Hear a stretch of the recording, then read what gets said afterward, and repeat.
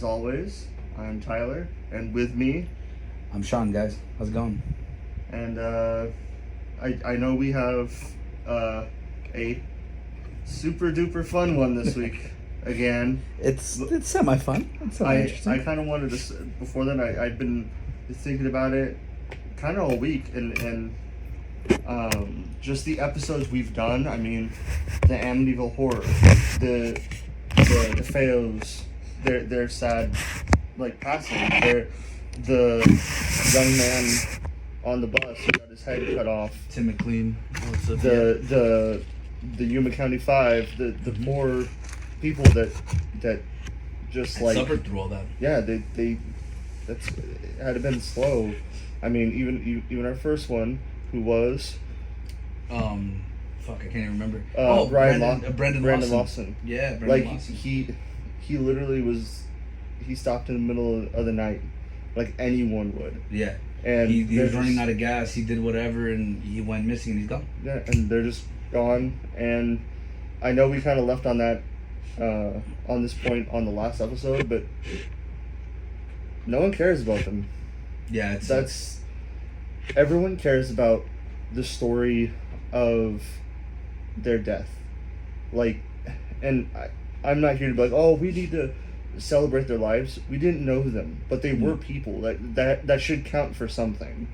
Like, I don't think in any of those stories did you tell me once where they provoked anything. No, most of these people were just normal people like you and me, wanderers, people that just walked around and just were at, unfortunately, the wrong place at the wrong time with some very sick individuals or non-sick individuals or elements or whatever that ended up being unforgiving. And it sucks because, like you said, no one cared about them when they were alive, and now that they're dead, it's like we'd rather hear the story and do a job like this rather than you hit on the word, their story. That's not their story, it's their end. It's the end of their story.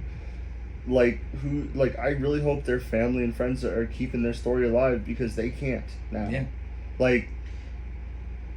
I think that's, and Sean can attest to this. After he tells me these stories, I'm angry for like the next week. Yeah, he gets. I get like, very angry because these were real people. Yeah, these cases take a big toll on Tyler. Me, I've always been into this stuff, so I've always seen it. So I've had like constant exposure. But like with Tyler, like he takes it to heart because he knows like people are people, and like he's just that type of person where he's like very, like, not emotional, but he's very empathetic towards people because people are people. You know what I mean? And I like to deal with the more, I guess, paranormal side. And yeah, I try and believe their stories. I really do. Yeah. And it's hard to listen to. I'm like, oh, that's right. Like, that's right. You don't have to go to the fantastical to see evil. It's here. It's every story you've said. There's no mystical anything. There's none of that stuff. It may change today. I don't know. But it's just it's literally the evils of the world. And I'm not naive to this stuff. Right. I take it upon myself to be mad because I think someone should. Someone should feel someone something. Should that be person's angry done. that this happened. Yeah. No, I get that. I totally get that. And it's easy to get like caught up in just the entertainment aspect of it and just be like, oh yeah, whatever, and then it hits you. Like, it'll randomly hit you. You're like, man, that was a person. Imagine if I was in there. Not just even imagine if I was in there. Imagine like you were in there. Imagine my family was in there. You know, like you said, it's slow, it's painful. Like, these people suffered through it, and no one gave a shit. Like, it sucked. And we make jokes. Like, yeah, I make tons of them. I think I do it. I think you do it too, because it's like, if we don't, we're gonna cry because this is horrible. It's literally a coping mechanism. Like, I do it in my personal life. Like, I mentioned in the last podcast with my father. Like, I do it all the time. I'll make jokes about my father dying and stuff because it's an easy way to cope. But if you don't, dude, I mean, like, for lack of a better word, yeah, you cry. It's like the whole cop thing. Like, they have to make these jokes because if they don't, they're literally gonna eat a bullet. Yeah, like it's- that night. Like they can't. And not that we're anywhere near that. We're not. No, We're okay. not we're at okay. all. We're fine. No, we're good. We're okay. I'm just saying, like, there's a reason that is a thing, because you have to. You have to. You have to let that darkness out. You can't keep it inside. You can't keep it there. And again, we appreciate you guys' concerns. We're nowhere near that. We just make jokes because it's just easier to deal with it that way rather than anything else. And I think a lot of the times, especially when we're telling each other stories and stuff, Yeah. we're like, oh, I know where this is going, and then it's like, oh no, that's not where it went. Yeah. That's not what happened. You're supposed to turn right and everything's supposed to be fine, not left and no one knows where you are again. Yeah. Like it's horrible. And some of the cases that I'm coming up with are gonna be more now of a mixture of like paranormal and missing and everything like specifically this one's gonna be a possession case. And I specifically picked this case for two reasons. One, because it is more paranormal, because there are accounts of entities and all that stuff and everything like that that's actually recorded. Now, there's also the evil in people, like we've talked about before, about how, in my opinion, evil people do evil things and end up having, just for the sake of attention, end up tormenting people. So, with that... And before we get there, you did say it was a possession case, so what'd they have on them? I hate you. See, I gotta lighten it a little bit before we get there. Like, so what they have on them, I hate you. No, so this case is the case, and it's the case that was inspired for the movie, The Exorcism of Emily Rose. You'd probably go to jail longer for drugs than demon possession. Yeah, probably. Like, Probably. That's how messed up that is. That's how fucked up the world is. Like, Anyway, that's what you go to jail Sorry, for. I just thought about No, it. I'm no, like, you're right. You literally could, like, be a demon, kill a bunch of people. Nah, that's like 10 to 15. Yeah. You had an ounce of weed, yeah, you're done. Yeah, Like, you're there it's for like, life. It's like, what the hell? What are we doing? Free my buddy, bro. No, anyway, but so this case is for the case of Annaliese Michel. Free my buddy. He's innocent, bro. He's innocent. Yeah, okay. No, but so this is the case of Annaliese Elizabeth Michel. She's a German girl. Everyone's heard the story. Another one that was done to death. I'm gonna try to come at this from a different angle than most people. They are going to be. Most people focus on the possession. I want to focus on the possession, but I want to focus on the medical side because I think both cases that she experienced were misdiagnosed. I have a question severely. for you. Yes. Was the first time you heard about this case the movie? No. No? I believe this was one of the first horror movies I ever saw in theaters. Oh, really? Yeah. Oh, wow. That's all, like, I didn't know about it, so I looked it up years ago and I was like, oh. No, this is- bro. Like, I'm deranged, bro. I was listening to the demonic I recordings when I was like 12 years old. Like I was actually, funnily enough, when I was younger, I was more on your side, like the serial killers and true crime and stuff. As I got older, I started liking all that other stuff. Yeah. So I think like we switched. We So, switched, like, yeah. Because when I was younger, I was doing all the demonic possession and like entities and spiritual Yeah, shit. And then as I got older, I was like, yeah, I'm gonna go I over always here. liked the ghost hunters, but I was more fascinated by like CSI and stuff like that because I was Right, like, right, oh, right. like people actually do this for like a job. So that got me where like, wait, I could do that, you know. Right.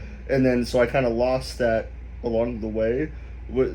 So when I hear about that case, I've always been like, how much of that case is what they put in the movie? So a lot of what happened in that case or what happened in that movie, a lot of it happened from the accounts. Mm-hmm. However, it was slightly exaggerated for obviously for Hollywood, and they added a little bit of a twist, but it wasn't that much of a twist, and you'll see where I'm getting at with that. Because in the movie, we see Emily Rose. It's a tale of a girl who's possessed, and then the priest tells her not to seek medical help, and by the encouragement of the priest, she doesn't seek medical help. She dies eventually, and then they go into the trial about her whole thing, right? And the defense attorney experiences paranormal shit, whatever, right? This is another one of those cases where they're saying that Anybody involved with the case will have experiences, or anybody who reports on the case or gets familiar with it. Look, I'm going to tell you, I was balls deep in this case. Never had an issue. Never had an issue once. Have I had my own weird happenings? Sure. Was it when I was researching this? Absolutely not. Was it before I researched this? Yeah. Was it after? Yeah, also as well. But that has nothing to do with the case. So the way Annaliese case starts, I'm going to start off with a brief synopsis of her life, and then we'll go into more detail. So she was born September 21st, 1952. Hey, what's up? Give it up to Virgos. Maybe Virgo? I don't know. Anyway, in Germany, in West Germany. There's like a 15-syllable town name, and I'm not going to do that. So it's in Germany. To a Roman Catholic family, Mitchell and her three sisters were raised by her parents, Joseph and Anna. They attended Mass twice a week. And to tell you the truth, Anna and Joseph were like laughably, overtly obsessed with religion. Like, when I mean laughably, I mean it's like you think it's like a plot out of a movie. How laughable they are. Like, so they raise their kids to do like I guess penance for other people. So basically, you'd punish yourself for the sins of others. For the sins of others. It's basically what you thought of, right? So, real quick, they were very Catholic. Very, very Catholic. Anna Michel, the mom, she was she had an abortion, I'm sorry, she didn't have an abortion. She had a miscarriage, and Annaliese is the one that supposedly had to have a punishment for it. It gets weirder than that. Anyway, okay. So let's get started with that, right? They attended Mass twice a week, and everything seemed normal. And then when she was 16, she experienced a severe convulsion. Like, severe convulsion. When she was 16, she experienced that convulsion and was diagnosed with temporal lobe epilepsy. In 1973, Annaliese Michel attended a University of Würzburg, and her classmates later described her as very withdrawn and overtly super religious. So she had demons in her blood? According to the doctors said that she had the temporal lobe epilepsy. I don't think she had temporal lobe epilepsy. I'm gonna explain it to you in a minute. I'm trying to make a joke, but like, no, I know that's what they. But like, with that's what her parents think. That, yeah, like that. Her They're like, oh, it's that. demons. It's like no. Her parents thought that, but like, there's also a reason to some, and not to defend the parents are a piece of shit, but there's a reason they kind of thought it was demons, and we'll get to that. So, in June 1970, she's already suffered 3 major seizures, and she suffered her third seizure at a psychiatric hospital where she had been staying. She was prescribed anticonvulsion meds. The first time including Dilantin. Back then, Dilantin, if you guys haven't heard, has a bunch of fucking side effects, psychotropic side effects. Oh. It increases seizures. It makes you have lack of sleep. It has a bunch of stuff, right? So it did not alleviate the problem, and she kept describing as seeing like devil faces. She could only describe it as seeing devil faces, but according to what the medical team was saying is that she was having massive hallucinations, like uncontrollable hallucinations, right? That would suck. Right, exactly, and she would see them at various times of the day. It didn't matter, and it would go away, and it would come back. That same month, she was prescribed Olept, which is similar to chlorpromazine. I'm sorry, Jesus. And is used in the treatment of various psychoses, including schizophrenia, disturbed behavior, and delusions. By 1973, she began experiencing depression, the frontal lobe epilepsy, and fucking massive hallucinations. She would hallucinate while she's praying, and complain about hearing voices telling her that she was damned and that she would rot in hell. Mitchell's treatment in a psychiatric hospital did not improve her health, and her depression worsened. Long-term treatment also did not help, and she grew increasingly frustrated with her medical care after I've taken pharmaceutical drugs for 5 years. Mm-hmm. Mitchell became intolerant of. This is where she started experiencing what the priest called holy symptoms. She was experiencing. She couldn't go into Christian sacred places and objects such as crucifix, the whole standard thing. Michael visited Mitchell, not Michael. I keep saying it. Visited Daminio. Jesus, my brain's fucked up today. With a family friend who regularly organized Christian pilgrimages. They escorted her, and they presumed that she was suffering from demonic possession because she was unable to walk past the crucifix and refused to drink the holy water of the Christian holy spring. That is what these people told her family. Oh, hang on. I just want to say one thing. If she was born at a different time, they would put her in a temple to be like a seer, like a what's the word I'm looking for? An aura. Like an aura. Like a relic. No. The oracle, an oracle. Yeah, like an oracle. Yeah, they would put her because that's what I meant. Yeah, not that's oracle. Literally a lot of that. That's what happened. Yeah, it's like oracle. Sorry, I just all the horribleness, and I'm like, but also that's what they would do. Like, but also, in that same timeline, in another timeline, she'd be burned at the stake as a heretic. Yeah. So. Yep. They're little give and take. Anyway, they told the family. Sorry. Yeah. So, okay. Annaliese told Father Ernst that she confirmed that she was unable to enter the shrine. She approached it with great hesitation, then said that the soil burned like fire and she simply could not stand it. She then walked around the shrine in a wide wide and tried to approach it from the back. Like she tried to go around. And approaching from the back, she looked at the people who were kneeling in the area surrounding the little garden, and it seemed to her that while they were praying, they were gnashing their teeth. So they were going. So she's like almost having slight hallucinations, like even. I don't even think it's slight hallucinations. I think that. Because I can't say it without giving away the theory. Let me just finish real quick. Okay. Sorry. Sorry. No, I'm just thinking. I'm like. No. Because you're doing the exact same thing that I was doing when I was reading these cases. Even right now, when I reread it, I was thinking about it. I was like, it seems more and more that way. Because it's like she already can't control it, but it's starting to bleed into everyday life like all the time. Yeah. So that's all I'm thinking of because I'm like. And she's and it's bleeding into now every day. So now she's experiencing it all the time. She can't even differentiate. Right. Like reality. And a lot of the reason why they had the belief of the demonic possession is that during the times that she would experience these seizures, she was experiencing weight and pressure on her chest, so she couldn't get up. She couldn't really talk. A lot of people, ironically enough, pointed out that that's also a big indicator of sleep paralysis. Yep. Which a lot of people get to sleep paralysis when they have seizures, epilepsy, insomnia, a bunch of other conditions. Sleep apnea. Yeah. Sleep apnea, all that stuff. So you get a bunch of that stuff and you're frozen. The old hag. Yeah, the old hag. Yeah.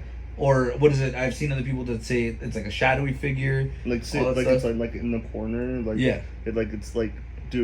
They can clearly see it's almost like it's doing it to them. Yeah. Or it's not directly sitting on them, but it's they know it's there. Right, exactly. Yeah. And a person who doesn't know how to describe that or has never had that before is going to encounter it as Anyway, I'm giving away the go fucking. Ahead. I'm giving away the fucking thing. Anyway, she commented that they were gnashing their teeth, and she got as far as to the edge of the garden, and then she would turn back. She couldn't go in, and she kept doing that, right? And she couldn't wear she could no longer look at the medals or wear the medals that her parents would give her that were religious and everything like that. So she couldn't like the crucifix. Yeah. You couldn't. Okay. Now here's the thing.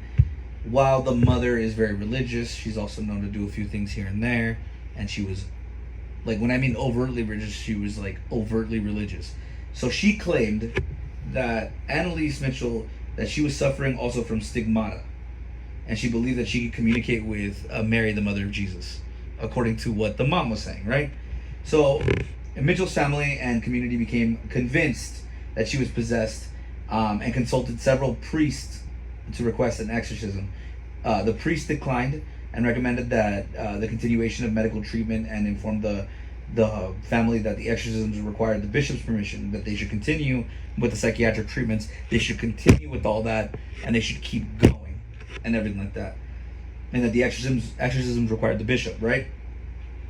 And in the Catholic Church, the official approval of an exorcism is granted when the subject strictly meets the set of criteria and is considered to be suffering from possession, infestatio, and under demonic control. Intense dislike of religious objects and supernatural powers are some of the first indications.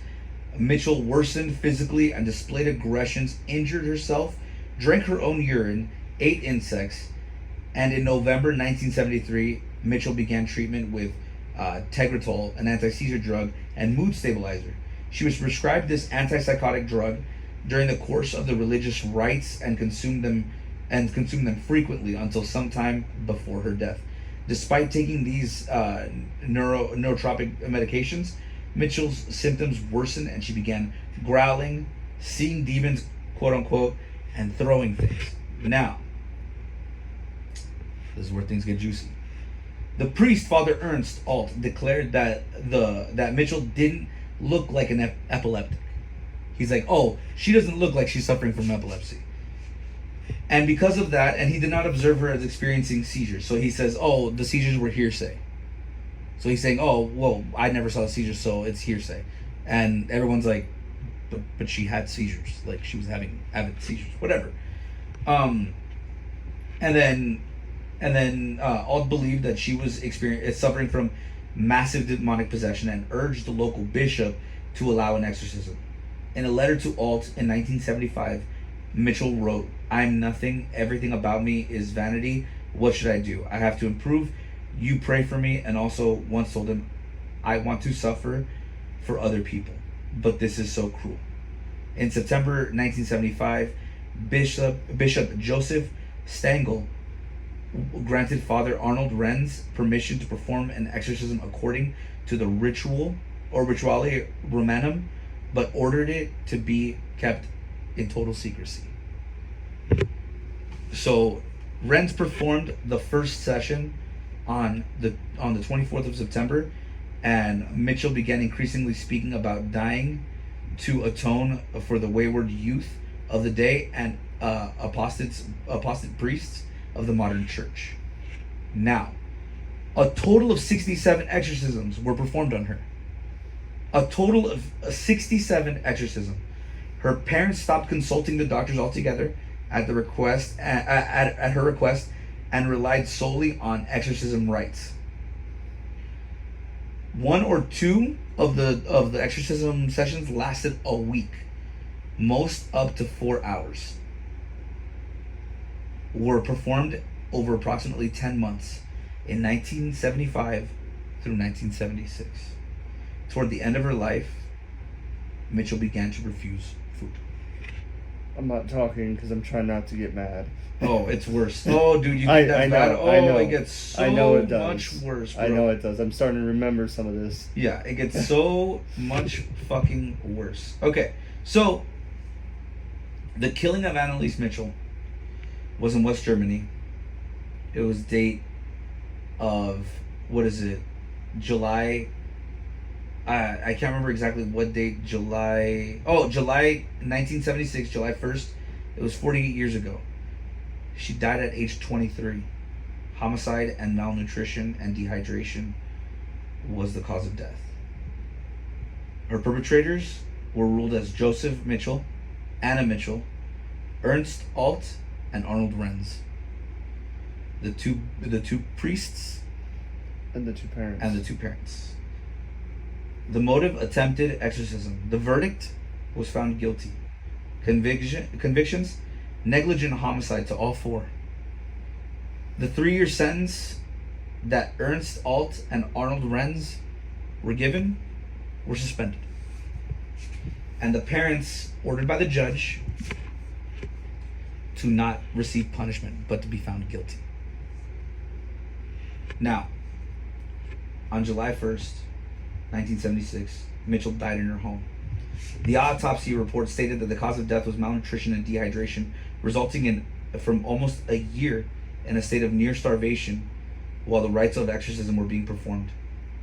She weighed 30 kilograms when she died. For people who don't know that or what that is, she was a 23-year-old woman who weighed 66 pounds. She suffered broken knees from continuous bashings and everything like that. She was unable to move without assistance and was reported to have contracted pneumonia during the late stages. The prosecution of the state maintained that Michel's death could have been prevented. Medical professionals stated that it could have been prevented even up to a week before she died. Had they had sought any help at all, they would have been able to reach her in time. Unfortunately, that wasn't the case, and she passed. And like I stated, the priest did go to jail for a little bit of time until their thing was suspended. I'm just holding it in. Oh, it gets worse, bro. I'm holding it in. It's fine. We're good. So originally, Bishop Stengel was going to be prosecuted too. However, it was revealed that the two priests did not mention that she was suffering from neurological issues, stating that if he would, Joseph the bishop stated that if he wouldn't have known, he would have never granted the rites for the exorcism, because he maintains the church is very, very strict, and they maintain it to this day. It's very, very strict of who does exorcisms, of what happens in exorcisms, of all that stuff, and that falsifying it caused them to both be excommunicated. Because this is why. Yeah. This is literally why. Yeah, and that was his point. He's like that should have been the introduction of your letter. Like, you should have told me this girl who has neurological issues seems to be suffering from demonic possession. But cool. So she needs to go to the hospital. Awesome, thank you. He would have. But even then, maybe he would have entertained the case. Maybe it would have been like, but it might have been demonic possession. Why don't we take her to the hospital, see what they can do, and we'll revisit this in about 3 months. Let's see where she's at. You know what I mean? Like, let's take her to the hospital. Let's get her admitted and get her back healthy, and we'll figure it out. From what I know, that's how it works. They're works. Really strict. Yep. They're like, cool. If you want an exorcism, you have to pass all this stuff. You better be interrogate you. You better be an astronaut. Bro, they interrogate the shit out of you, because they're like, hey, whether you like the Catholic Church or not, that's a whole different subject. Yeah. At least now they're trying. Well, they're trying more. Yeah, they're attempting more, but it's something. Yeah, no, it is, and and just from because during this time I did call some Catholic churches and kind of inquired about not exorcism rites, but what would it take, just hypothetically, if someone was possessed. Obviously, they asked me a million questions, and I was like, it's not me or anything. I'm doing this for research. And they're like, oh, okay. So my friend Tyler, it seems weird. I open the door. There's free priests everywhere. I'm like, Sean, this is your invention. No, but but the bishop maintained that. Oh, and I'm sorry, I totally lost track. Well, the priest that I did talk to, they said, yeah, if there's any indication that you might have been neurologically sick, or if you're on drugs, or if you were previously on drugs, they'll tell you, hey, you need to go to the doctor first. Let's get you cleaned. Let's get you figured out, and then we'll monitor your behavior. And if it's still going, okay. Yeah, demons should be your last choice. Yeah. Dude, we've tried everything. We don't know what else to do. You're clearly showing signs of this stuff. Right. But we can't start this until you're okay. Right, exactly. You couldn't, we can't actually, do it. You know what I mean? But the lie, everything like that, drew a lot of media attention. And it got worldwide, to the point where, again, they made a film out of it. They did all this crap. They did all this crap and went through it. And then at the end, guess what the German bishop said? all the German bishops were like, we had told everybody that she wasn't possessed. Nobody said anything. Like, it wasn't us who said she was possessed. It was someone else who said that she was possessed. We maintained that she needed medical treatment. Like, that was one of the first things that, according to what I hope so. I really do. I really do. Hope so. Yeah, I really do. Now, it could be that they were trying to cover up or cover their ass. Well, duh. Yes. However, considering the fact that they're so strict, I don't doubt that they probably did that. No, they probably did that. And I don't want to give them any like praise or anything like that. No, but at the same time, I believe them when they're like, we told them that this isn't happening, and then they said, oh, well, she doesn't have any symptoms, so they're like, oh, all right, maybe it is, and then look, like, they tortured a girl to death because demons. I can't get past, like, oh, dude, like, it's, believe it or not, it gets worse. Oh, this would be a fun week. So after the trial, the Mitchells asked the authorities to permission to exhume the remains of their daughter. Leave her alone. Hang on, it gets worse. They said that because her daughter was buried improperly or in a rush and everything like that, they wanted to give her a nice box and do all that. Sure. Cool. They exhumed her. They were encouraged not to look at the body, and they replaced the box and everything. What they failed to mention is that a nun had approached them and said Annaliese Michel was a gifted person, and because of that, when she died, her body would not be deteriorated as far due to decomposition, and to urge people to exhume her so that way people can see. I'm not being mad. So that way people can see the miracle. There is light in life. Now, we're all chill over here. I'm not gonna start throwing things. Now, the nun was never seen again, and no one ever found out who she was. And they exhumed Annaliese Michel. Now, Mitchell's gravesite remains a pilgrimage site as she is revered by a small group of Catholics who believe she atoned the wayward priest and sinful youth. The number of officially sanctioned exorcisms in Germany has decreased following the incident, despite Pope Benedict's support to wider the use of the practice. They decreased it all the way down. Now, that goes with their. Oh, and by the way, for people who don't believe that, because the official story of the nun is not on any site, no documented record or anything. The only reason I was able to find it is because I found a newspaper clipping. So here it is, guys, newspaper clipping of Annaliese Michel's body being exhumed. Hopefully it didn't go to pornography. Nope, it didn't. It's right here. Annaliese Michel's body. Why are they together? Don't explain. We'll get to that later. But this is a newspaper clipping. I'm not mad right now. Yeah, no, you can't be mad. Because what I did, I'm a saint compared to these people. You know what? It's all light in life over here, because if I don't do that, I'm going to throw this fucking thing. So this is a picture of one of the newspaper clipping that confirms that the nun told them to exhume Annaliese Michel's body. Mm-hmm. And with that, yeah, the decay on the girl's body, I don't even know if I want to say this, but the decay on the girl's body was found to be that of a normal decaying body. And there was no magic, no miracle, no none of the things that the nun claimed that there would be. Now, let's get into this. I'm about to throw this. Hang on.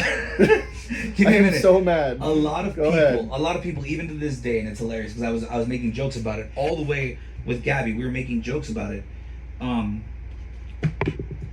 The demons. I'm sure I'm gonna miss some, but the demons that were in Annaliese Michel identified themselves as the devil himself, of course. Judas, of course, Hitler, of course, Nero, Okay. What was the other one? There was two more. Our bro Hamethlotep. Our bro Hamethlotep. Free him. He didn't do nothing. No, but she had a total of 6 demons. I can't remember all the demons themselves. Oh, because probably like Legion or something. Like I don't I think know it was Legion is thousands. But Yeah, like yeah, it's a No, lot. you're good. No, a lot of they always say they have. They have a bunch of or different legions or like Moloch or like it's always something. Which kind of bothered me because they were like, oh, like the demon was Hitler. I was like, but wasn't Hitler Catholic? Wasn't Hitler Christian? Like, isn't by the rules, like if you say, hey, yo, my B, you're like exonerated? Technically, I guess, yeah. Yeah, so like, why would he be a demon? Anyway, the point is, they have recordings of Annaliese Michel talking in her normal voice. And we're gonna add those recordings here in a moment of silence. I'll separate it and we'll go back into it. Now they have the recording on there where you can hear Annaliese talking normally. Then you have the recording where she switches to Nero, or she switches to Hitler or Judas or the devil or whatever, right? And they're all, according to the recording, distinct different voices. I heard the tapes. They are not distinct. They are not different. They're all the same voice. Now, I'm not saying I'm an expert, but I know at least 3 metal bands that sound like those guys. Like, I was... Why is Nero talking in German? Sorry to cut you off. No, that was my question too. When I heard Nero, I was like, why is he speaking German? Why would he care about her language? Yeah, and also, they were like, oh, when you spoke as Hitler, you had a distinct Austrian accent. It's like, you just said an American had a Southern accent, is what you're saying. It's the same thing. A German person had an Austrian accent. That's the difference between y'all and you all. That's literally what you're saying. But whatever. Your and your. Yeah, pretty much your and your. But anyway, so I'm gonna be honest with you. I heard the recordings and everything. They all sound the same and everything. Although what I did tell Gabby, I was like, what? Sorry, why isn't Judas speaking ancient Judean? Or Aramaic. He was Or speaking Aramaic. Aramaic. He was speaking Aramaic. In the video recording, he's speaking Aramaic, which is another reason why they think that it was possession. We'll get back to that. Hang on, 1 second. Let me get my joke out. I'm bro. sorry. I'm God sorry. Damn. I'm Damn. slowly like Picking it apart. I know. No, the valve. I'm releasing the anger valves. just. So when we were It listening helped. to it, It helped. it sounds like heavy metal. Like it sounds like heavy metal growls. And I looked to Gabby. I was like, I loved Hitler's part on the new Monomarth album. Their EP was solid, bro. Like it sounds literally like a person trying to scream like a hardcore band. Like they're trying to do all that bullshit. And obviously she doesn't know how to do it. So one of the things that they were saying is that to release both vocal cords at the same time. Now, I'm past my youth. I've blown out my vocal cords God knows how many times. I can no longer sing that way. But I used to sing that way in a band. Most people who listen to fucking heavy metal can probably do that. Can probably release both vocal cords at the same time, because the idea is to sound like Cookie Monster. The idea is to sound like a demonic entity. That's the point of the genre. But I can't because mics don't pick me up. But yeah. That's a whole different thing. You're just robotic. Yep. But no, like, you have all that. And they're like, oh, well, how many people do you know that can do that? I'm like, I know like 8 tours that just happened that had 8 bands that do all that same thing. But whatever. It's literally a genre. It's literally a genre so big that they have subgenres of it. And you don't even have to go that far. Like, if a person is experiencing that, and they believe it, their brain will make it real. I fucking know that. Now, a lot of people were talking about the fact that she spoke Aramaic. She spoke Aramaic. And, actually, Nero spoke Latin for a bit. Now, this was confirmed. During that time, every church was teaching Aramaic and Latin at that time. And especially in Germany. They're very Latin-based. Or not Germany is Latin-based, but during that time, all the Romans and everything like that was going on, it's very Latin-based. It was Latin culture that uprooted itself to Germanic because of the And Romans and everything like that. I'm sure with her parents being that religious, they wanted to read the originals and shit. Yeah, like they that. had the original text, or they try to have the original text, the original. They learned Aramaic. They were all forced to learn Aramaic and Latin. And then when she started screaming in Latin, everyone was like, "Oh my God, how does she know that?" It's like the curriculum. But anyway, she's Catholic. It'd be a little different if I started screaming in Latin. Yeah. Like. Or even now, if you see a modern day Catholic or a modern day Christian, they don't know Aramaic, they don't know Latin because they don't offer it anymore. Because no one speaks that. Yeah. And religion is not that big of a deal in America. I'm sure in other places they probably still offer it, but I don't think it's Catholic here. priests. They know it. Yeah. I've been to a Catholic mass. Yeah, and yeah. they like say. But you gotta be in the know. You know what I mean? You gotta be you're like, not just. Yeah. Like I can't do it. They're not like gonna teach everybody the secret handshake. You know what I mean? They don't do that. Yeah. I mean, they didn't do it in the past, but that's a whole different thing. That's different. Stop that. Sorry. Stop. But anyway, but he's so. Can you feel my anger? No, I can feel it's it. like radiating. No, like just dude, the rage. And it's so bad they couldn't leave this girl alone. Like even after she died, like leave her alone. But I digress. The point is, no, get mad. It's fucking. It's revolting. It is because they could have. And okay, I know I've been harping on the religious people and the priests and the parents and all that stuff for a while. I'm gonna switch gears real quick. Wait, before you do, I'm sorry. No, you're good. Okay, I want to get just to jump off your whole like, hey, leave her alone thing. All right, she was demon possessed. She died. Leave her alone. Ironically enough, do you know what's funny?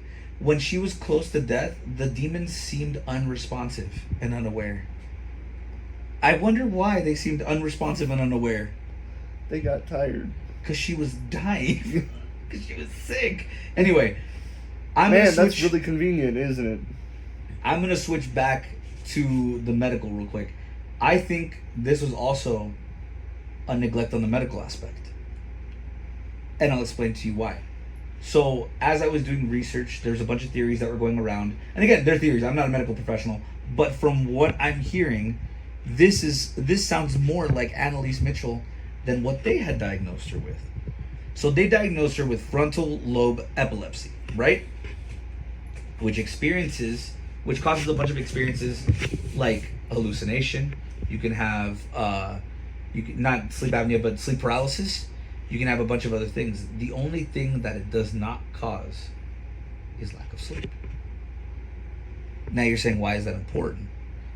Because if you look at all of Annaliese's other symptoms, it's lack of sleep. I'll just say that, and I can speak to this with my sleep apnea stuff. I always thought I had insomnia. No, I think my body didn't want to go to sleep because it knew what was going to happen. Because you had that issue. But not just that. Not to that extent, but... Not just that. What I think she had is, I think she had both epilepsy and fatal familial insomnia. The fatal familial insomnia didn't appear until she was 23. But I think she had epilepsy for a while. I think the epilepsy made her start being insomniac, and it got worse and worse and worse when she stopped taking medication. And isn't it true, at least, maybe it's just in the movie, it was the whole, like, 3 a.m. thing, like, she'd wake up and, like... No, the 3 a.m. was a demonic thing. Was the demonic thing because the family said that they would hear knocking and they would see things happen. Oh, okay. During 3 a.m. I'm just thinking of, like, the epilepsy thing. Maybe, they would like say that they would smell. Her circadian rhythm gets all weird, and then she has the seizures, starts seeing stuff, and... She would... But her circadian rhythm was fucked up. But it wouldn't happen, like, at 3 a.m. like everyone was saying. Like, no, it would happen randomly. It would just randomly happen. Okay. And she would go into this spiral or whatever, right? I'm just trying to... I get you. You're trying to piece it together. Me too, bro. I spent half this case trying to figure out what was going on through their minds. But they also complained that at 3 a.m. they would have a foul smell. I was like, well, yeah, she was probably shitting herself. When you have seizures, sometimes you shit yourself. She's lucky she didn't bite her tongue off. No, she did. Well, she bit her tongue and bit her lips and stuff. Dude, the pictures of her, she has like 2 massive black eyes and like half her lip is dangling because she's been like mauled. So bad that the people who did the autopsy said that not only was she suffering from lack of sleep, which is why she had the rings in her eyes, but she was also hit. Whether they were self-inflicted or not, no one knows. Now, the mom, the dad, the priest, everybody claimed that it was self-inflicted. Of course they were. Not just that. I could almost believe it, because if you're that far gone, deluded, maybe you're trying to claw your own eyes out so you stop seeing that shit. Or not just that. How many times have you, and maybe it's just me because I suffer from insomnia, like regular insomnia.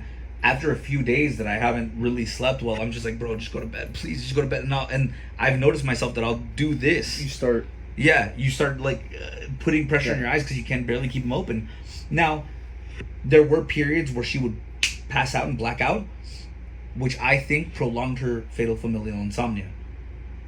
Which I think that's what happened. But basically, fatal familial insomnia is insomnia to the extreme degree until you die. And typically you get about 6 months, which is during the time where she was really decreasing. Now, because it even matches the teeth chattering. When you haven't slept, everything sounds like it's on amplified. It sounds almost like you have a hangover. You're just like, oh, I can hear everything. I can hear your skin cells growing. Yeah, when you're awake too long, your body, like, it's like your brain doesn't know what to do, so it just goes, okay, here's what I think reality is. We're gonna do everything. Yeah. Yeah. Because it's trying to figure out what's going on, because like you're supposed to be asleep. Right.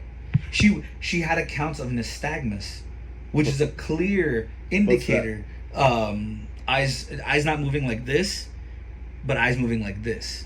So when your eyes move like this, it could be a condition of the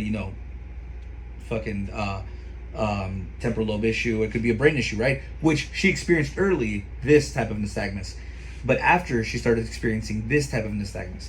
And the reason that this one's important is because as you start getting into the final stages of sleep deprivation, your eyes will go like this because you're having micronaps. You know what that is? What? Think about what they see. But the cross. Oh, she's trying to fight it. Like, it's like you did. And she might have been having and she might have been having micronaps the whole time. Now again, this is my theory of the fatal familial insomnia. Maybe I'm wrong. Fine. Whatever. It's just infuriating. Yeah. Because I have to be like, because you know that you didn't help her. Demons or not, you didn't help her. Homie, let's be fair. They didn't believe in demons on that one. They knew it wasn't demons. The mom wanted attention. The priest wanted to go along with that attention. And they lied and manipulated this poor girl. And to think that also, like, you have seizures. You're losing touch with reality. You might be sleepy, depending on my theory, whether it's correct or not. And you have these people claiming that it's all demons. What are you gonna think as a kid? Or and maybe she's not a kid. She's 23. At 23, if that's happening to me, I think I'm dying. You've been indoctrinated. Yeah, to think it's religious. A highly religious environment, bro. Your entire life, of course, you're gonna think it's demons. And this is stupid. And it's the priest's job. It's their job to be like, no, you need to go to the hospital. Yeah. But apparently, y'all can't do that. Yeah. It's too damn hard. You want to know? You want to know what's dumb? And this is the indoctrination. Like, this is me because no one ever explained it to me, because it never came up. I remember the first time, and it's dumb, but it kind of relates to this.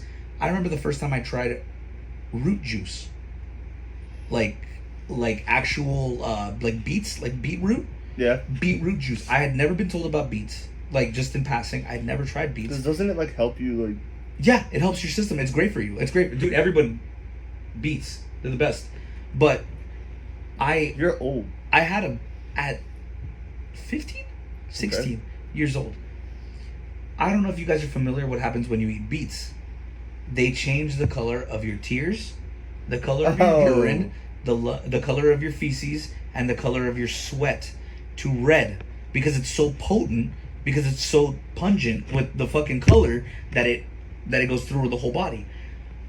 I drank it. Same with Mountain Dew Game Fuel. Yeah, but that's for a bad reason. Yeah, I'm just saying. That's for a bad reason. This one's because it's like rich in nutrition. Anyway, the point is, I drank it, right? And I was like, cool, we vibing. And I go to the bathroom and I'm peeing what I think is blood. And I have a panic attack.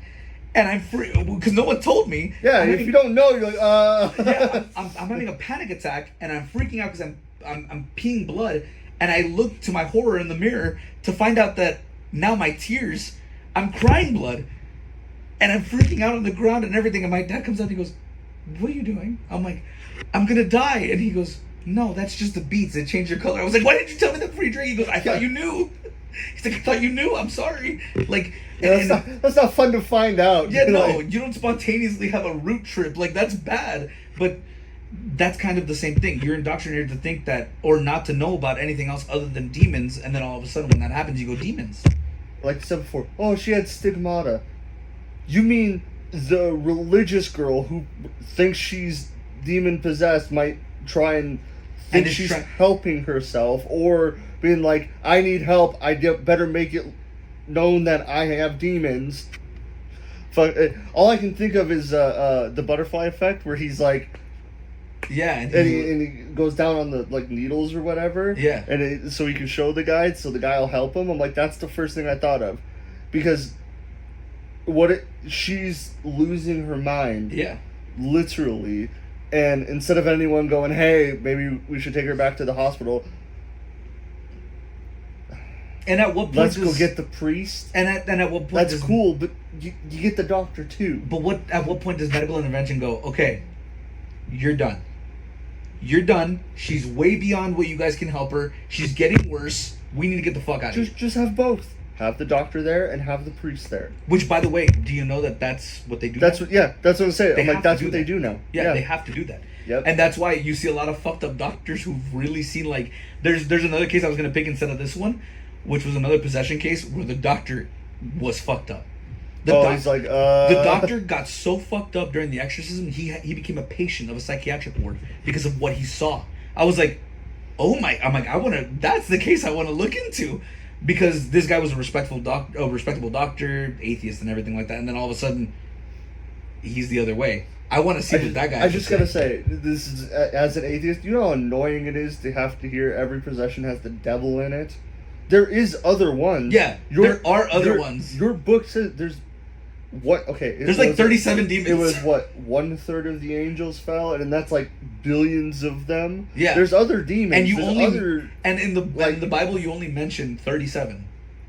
There's got to be like way more. But anyway, the point is, you go to Lesser Keys. Yeah, we'll get into that. I want an Ivan the demon, like a random Ivan demon. Stan. Yeah, I want a Dopey demon or Joey. Where's Bob demon? You know what I mean? He just like sits. He just chills. Are you gonna possess me? He's like, I'm all right. I'm okay.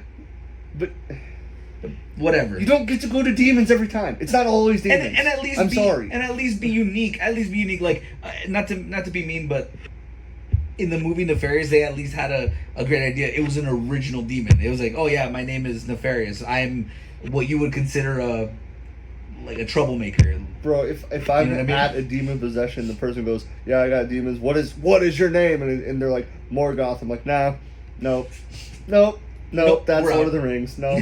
Like, we're out. We're not believing this. No. But, and like, it's funny because, like, a lot of films were affected by this movie. Not this movie, this case. An opposition one of it was Emily Rose, Exorcism of Emily Rose. I'm sorry, not opposition, but one that came from it was Exorcism of Emily Rose. Now the opposition one that came out was The Last Exorcism. Have you ever seen it? So in that one is a brief thing. It's basically a priest who's just disgruntled, and he's like, "Oh, I'm gonna prove exorcisms are fake." He's like preaching, and he starts preaching the recipe to a banana pudding. And everyone's cheering, and he's like, "See, I can preach about anything, and they'll eat it up. All this shit's fake." And he goes to a person's exorcism, right? And he sets it up, and with the smoke things and everything, and then it goes weird, like shit really happens. That's cool. I like that. It's a good movie, and it ends up being like they're part of a cult, and they sacrifice him, whatever. Oh. But anyway, spoilers. But the point is, wrong show. Right. but the point is that movie was making fun of the Annaliese Michel case because those directors thought it was all bullshit. Which same. I can understand. With that thing, that's something you have to take very, very seriously. Like, yeah. I'm an atheist. I don't think it's real. Okay? But I could be wrong. And if it is demons. How about we don't fuck with them? Yeah. Like, How about we just leave them alone? Vibes? how about, you get the doctors in there, you make sure she survives the ordeal. Don't feed her. I remember from the Emily Rose movie where they're like, oh yeah, no, and she like goes into the light and all this stuff. I'm like, you mean you fed her, like, oh, she's gonna be amazing? Or the nun, even after she's dead, oh, she did all this thing, she suffered for them. And I'm like, you know what? How about you just leave it? How about we don't need a 23-year-old girl to suffer for them? How about they figure it out themselves? Yeah. And how about you don't say that to her, because that makes her feel like a martyr, and she allows all that stuff. And it kind of sucked because the guy who directed it, the Emily Rose one, he's like a big believer in this case. He went as far as to, and I was watching a documentary about it earlier today. He went as far as to get the priest box that was used for Annaliese Michel. And it's nothing. It's just a crucifix with like a little ordained thing, like a little ordained medallion and everything. And everyone's supposed to be like, oh, it's haunted. People couldn't wait to get it off the internet, but no one was buying it. And I was like, they couldn't wait to get it off, or no one bought it. One or the other. You can't have both. But anyway, so he went about this whole thing and everything. And his film, he says, because the doctor was there, or because the doctor was involved, it gives validity to Annalise's case. And I was like, but the doctor wasn't involved. In your movie, he's involved in the exorcism. In the movie, he's involved. He's taking her blood pressure. If you remember, he has a stethoscope. Sorry, and he's like taking her heart rate, monitoring her blood pressure and all that stuff, or trying his best to, even looking at her for neurological issues while she's going through the exorcisms. But none of that happened in real life, and that's the problem. Let's give him the benefit of the doubt. Benefit of the doubt. He was there. A doctor was there. Nurses were there. Whole teams were there. The ER was there. Everyone's there. Everyone's hanging out. You let her get to 66 pounds. You failed at your oath. It wasn't, and it wasn't the doctors who let her get there. It was, unfortunately, the religious group that got her down. I'm just saying, like, even if they're there, it's like, why didn't you still stop a failure. Right. At every point, this is a failure. Yeah. That girl died because if they were really involved, at some point, when do you go, okay, enough, we're done here, back to the hospital? She's under 100 pounds. Take her to the hospital, man. I'm trying to be nice. No, I know, I get it. There's a young girl in a shrine because of your fairy tales killed her. Yeah. Like, I'm so, like, it's... And okay, it's frustrating. And maybe it's not fairy tales. Maybe demonic possession is real. Maybe all of it's real. No, that wasn't. That's that what case wasn't. You know what? You're right. That's what I meant. Your fairy tales killed her. Yeah, that case. Your was bullshit not. Killed her. Yeah, that case was not. Is there stuff that could be happening somewhere else? Maybe there's some cases that are real. Sure. And like I said, I'm going to present you a case where they kind of took. That aspect of the Emily Rose thing, where a doctor was really present and he really did get freaked out and he really did become like a patient of a psychiatric ward, where most of the doctors claim that he's not crazy, he just can't deal with what he saw. Now, whether it's real or not, we'll get into that case later. That's a different fine. Case. It's just not this one. It's frustrating to hear because it's like, leave her the fuck alone. She can't even rest in death. And we don't even know what things she could have accomplished, what things she could have done, or what she could have been. I don't care if she did nothing. Leave her alone. Yeah. I don't care if she would have died a day later, in an accident. Leave her alone. You didn't need to do that. Yeah, you didn't need to make her go through that. You lied. And I bet you it was her mom that was going through, oh, you're being tested. This is because... This is God's love. This is, you're being chosen for this and everything. Yeah. And she's like, I guess, like... Dude, you're sick. If my mom tells me, hey, bro, you're going through this because you have to, I'd be like, I guess, okay, but why? And again, according to what the priest said, even she was explaining, like, why is this happening, or why is this so cruel? At some point, it stopped being about her consent and her will to do this, and it was forced upon her. Like, That's what's fucked up. That to me what gets me. And as a medical professional, you diagnose her with epilepsy, whatever. Maybe fatal familial insomnia wasn't a thing yet, or whatever. Spend more than 5 minutes, because most of the documentaries said that there's a bunch of scans and a bunch of tests ordered. I tried to look everywhere for documents on that. I found police reports. I found the autopsy report. I found all that. I did not find any brain scans, any sleep studies, any MRIs, anything that was done during that time, any type of imaging that they, even X-ray they didn't have of Annalise's brain. This kind of case is why, like, when people get mad because doctors like kept him, at the hospital against their will because they wanted to treat him and everything, right? This kind of shit almost makes it understandable. Like, because this is what happens if we don't. You take them and you do that, bro. And doctors like who fuck with neurological shit, bro. I think I went to an ER and I blinked twice, and the guy's like, "All right, get ready to open his head. It looks like he has some like brain issue." I'm like, "Well, wait a minute." And I just blinked. Give me a minute. It's serious for them. We have to have a happy medium, and this isn't it. No. And you got to remember, when you're dealing with neurological symptoms, neurological issues and stuff like that, it's a serious issue. It's a big thing. It's not some, it's a brief cold, you'll get over it. Like, no, this is a lifelong unfortunate commitment that you've been forced to make because of your disability, unfortunately. Now, why would you stop the person from getting the treatment that they needed? Oh, because it didn't work. Yeah, but I understand it didn't work the first 2 medications. Tell the doctor. If you tell the doctor, hey, this is still not working, he'll give you more. If you've exhausted, or not more, but a different type of it.